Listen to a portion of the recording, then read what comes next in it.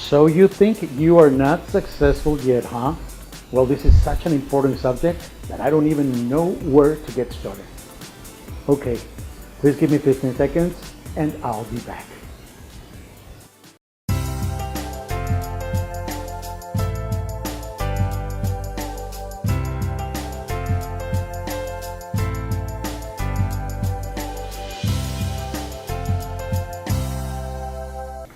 First of all, the simple fact that you are here today watching this video is because you have successfully won several battles in your lifetime.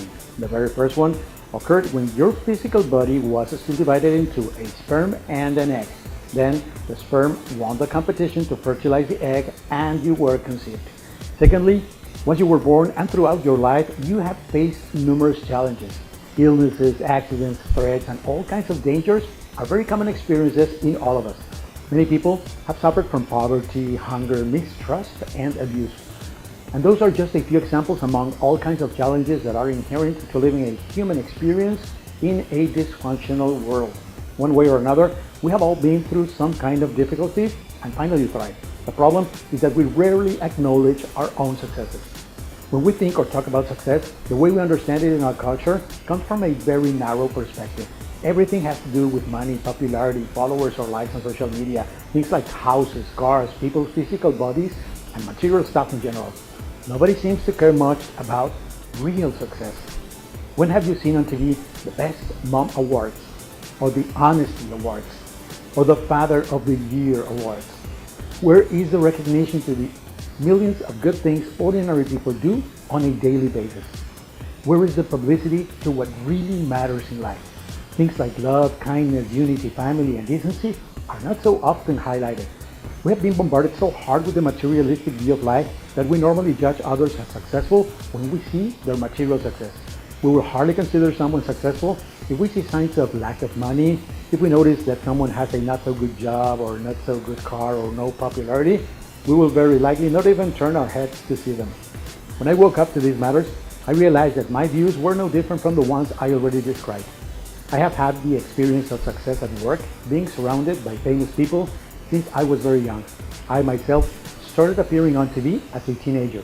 Afterwards, I sang in massive concerts, got record deals, and not so long ago became an international actor. So I know firsthand what people's perceptions are when you have these kinds of things in your life. I have had the Mercedes, the BMWs, and the houses. But I also have been in very bad circumstances and without money, even after having experienced quote-unquote success. In those cases, it has been very hard for me to say I'm doing great when I know what people's expectations are about me, even if I'm feeling good, but with no money. This happens very often when the things that really matter are present in our lives, but money and professional success are not. I think that if you have a loving family, health, a place to live, transportation, and if you are making a decent living doing something you like, you should consider yourself to be successful and you should be able to say, I am doing great. But the reality is that many people feel dissatisfied with their lives. We seem to be programmed to want more and more. And when we get more, we again feel dissatisfied and we keep wanting more. It's a never-ending story. Those are the works of the collective ego, which is constantly being reinforced by our culture's messages. We fall into a vicious circle. Publicity is constantly showing that successful people are beautiful, rich, and powerful. They tell us that we need to have a certain type of car to be successful, that we need to dress to impress, that if we don't have a certain lifestyle, we cannot consider us to be successful people. That's how they make money. And of course, many of those things are great. We can enjoy driving a nice and technological car. We can live in a beautiful home and enjoy the good things of life. The problem is that when we identify too much with those things, we end up depending on them to feel successful and happy. If we use this as a premise, then most people are unsuccessful and unworthy of feeling good and complete. So we need to grow spiritually strong in a society that is very competitive and uses all kinds of tricks to get us captive. As I mentioned in one of my clips, during my childhood, the fact that I was not rich like many of my schoolmates made me feel like something was wrong with me and my family. I unconsciously thought I should focus on trying to have the same things they had in order for me to be accepted or appealing to them. Well, this was partially true because there was a lot of competition at school. In many cases, My classmates were not expecting me to be richer or have a successful family for them to be my friends. However, that idea was fixed in my mind not only during my childhood, but also during my adult life. My shift happened just a few years ago when I finally learned about the ego and how it works. I understood how it always wants to survive through lies about yourself and others. So people, please open your eyes. Take a look at all of the good things that you already have in your life. Pay attention to the subtle things, the substantial things in you and others. Be fair and stop judging yourself and others just for what you see as material success. You really have no idea of what's going on in reality in other people's lives. This kind of judgment is nonsense and ends up harming you and people around you. This thought pattern only reinforces the notion that you are not worthy. And the problem is that if you continue on this path, you will never be able to experience your own joy and contentment. So stop right now. Be fair to yourself and learn how to live in the present moment. Value all the good that already is in your life.